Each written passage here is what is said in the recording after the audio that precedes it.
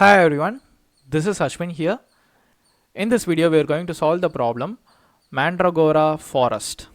Wow, that's an interesting name. So, the evil forest is guarded by vicious mandragoras. Garnet and her pet must make a journey through. She starts with 1 health point and 0 experience point. So, here health point is denoted by yes, and she has like a 0 experience point. As she encounters each mandragora, her choices are Garnet's pet eats Mandragora I. This increments S by 1 and defeats Mandragora I. So if she eats it means it will get like 1 health point. Garnet's pets battle Mandragora I. This increases P by S multiplies H of I. So this is an array. So this will increase the experience points and defeats Mandragora I.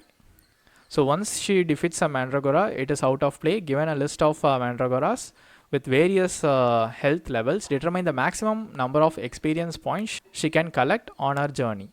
So we have to get the maximum experience points she can get from the list given. So she starts with 1 health point and P, that is the experience, so that is 0. Mandragoras have the following health values 3, 2, 5. For each of the beings, she has two choices, either eat or battle. We have the following permutations of choices and outcomes. So they have like gone through like all the permutation, eat, and she's getting like 0 points, and eat, battle. So she'll be getting like 15 points. In the best possible way, she's getting like around 16.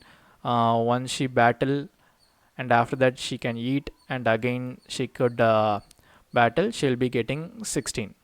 So here they didn't specify any particular choices, so we could just sort the array, so it will be easy for us to find how many mandragoras her pet has to eat and get the maximum experience points. So let's see the constraints. Here we have like 10 to the power of 5 test cases, and n is also 10 to the power of 5.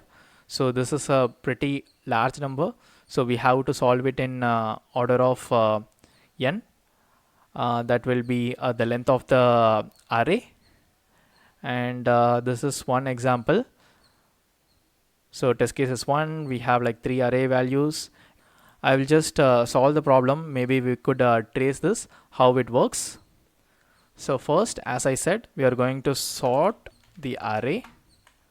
Okay, after sorting it, I will initialize the first health, that is yes equals 1, and I will say current max, or we could have like max experience equals total health equals sum of h. So I'm just adding all together. That means if she battles every one of them, she will get the maximum experience. Now we will go to the main logic. So this will be if she battles all of them, then we have to like sum of h. Now let's iterate the array. So for health in h, we are negating it from total health. We already got that sum. So total health minus equal to health. So these are all like Mandragora's health we are considering, and after that if she eats that Mandragora means her health will be like s plus equals 1. So if she eats like 1 Mandragora, it will be incremented by 1, and we will check the condition. If yes multiplies the remaining total health is greater than the maximum experience she had, so then the maximum experience equals s multiplies total health. And after that, in the else, we will just break the array. So once it satisfies the condition, we will be getting the global maximum, that will be stored in the maximum experience, and finally we will return max experience. Okay, let's run this once to check the logic is correct. Okay, all the sample test cases has been passed. We will also trace one example for you guys to understand. So I'll just take a sorted array. I'll just consider this thing, and I just sorted it to 2 3 3. Initial max experience and total health equals 8. So 8, and we are iterating over this logic. So total health minus health, so it will be like 6.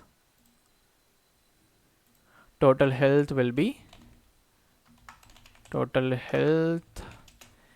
be 6, and yes will be incremented by 1, so that will be, okay, sorry, this is 7, so this will be like 5, and yes will be 2. So if you calculate 2 multiplies 5, that is 10. So that is greater than the maximum experience. So we will just update the maximum experience equals 2 multiplies 5, that will be 10. So even if you iterate and do the following operation, what will happen? This yes will become 3, and this will become total health will become 2, and 3 2 is 6. It is not the maximum, and again if you do the same means the maximum experience you could get is like only 3, so which is not the optimal one. So once you find the maximum from the initial point, you just have to break the loop and you have to return the maximum experience. And again we didn't use any kind of like dynamic programming here, and here we are not using any memoization. Usually we will be just keeping track of some variable, but here we do computed the total health before, so it will give us some edge in order to calculate the maximum experience in an optimal way. So this is kind of like a greedy approach, and yeah, that's pretty much it, guys. If you have any other logic other than this, please leave a comment below. It will be very helpful for others. Apart from this, if you like this video, hit the like button and don't forget to subscribe the channel for more videos like this. Stay tuned for the next video.